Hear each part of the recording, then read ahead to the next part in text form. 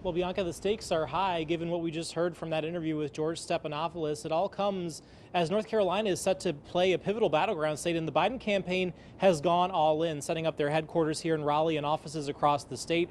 Raleigh, of course, also where Biden chose to have that big rally the day after that debate. But now, as he continues to make that case that he's still good to fit to continue to serve. His wife making an appearance in Wilmington on Monday, continuing to make that argument.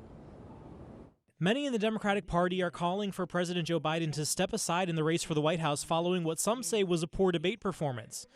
But a defiant President Biden's Raleigh campaign stop is now featuring prominently in campaign ads. The president also appearing with ABC's George Stephanopoulos, making the case he's still up for the job at age 81, a case he will continue to have to make to the public. It's a situation, though, where he has to demonstrate not just in selected interview clips or a selected campaign appearance, but over the course of certainly the next month or so, that he has the vitality and mental acuity and sharpness to go head to head with Donald Trump in the campaign, but also to govern effectively as president of the United States.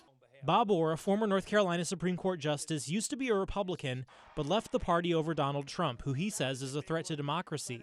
He says right now there's an ongoing debate among other so-called never-Trumpers. I do think they're divided. I see some people who say, hey, Biden is the best choice, and we're going to do everything we can to help him. There are others who are saying, well, we're not sure he can beat Trump.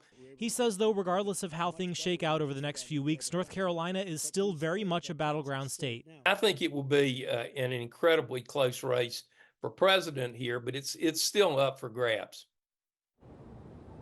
Yeah, and there are still a lot of factors still to be determined. As he said, North Carolina very much up for grabs. One major X factor that's still yet to be determined, those third-party candidates. After some back and forth, there's going to be a new meeting next week with the Board of Elections to determine whether some major third-party candidates, including RFK Jr. and Cornel West, will have a spot on the North Carolina ballot. And if they are given a spot on the ballot, that could really swing an election between the two major party candidates here in North Carolina.